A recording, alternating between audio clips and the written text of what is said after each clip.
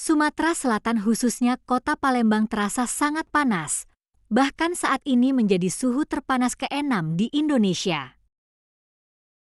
BMKG memperkirakan suhu ekstrim ini akan berlangsung hingga 2 periode pentas terakhir, yakni Minggu ke-61, 28 Oktober hingga 1 November, dan Minggu ke-62, 2 hingga 6 November. Secara nasional, 7 wilayah di Indonesia mengalami suhu di atas 36 derajat Celcius dari 28 Oktober pukul 7 WIB hingga 29 Oktober pukul 7 waktu Indonesia Barat.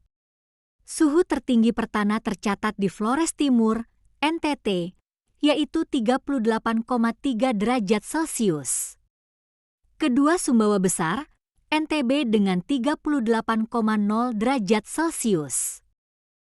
Menurut data pos pengukuran Kenten di Palembang, suhu tertinggi tercatat mencapai 36,8 derajat Celcius pada 27 hingga 29 Oktober 2024 yang memenuhi kategori ekstrim baik dalam skala pentat, dasarian, maupun bulanan.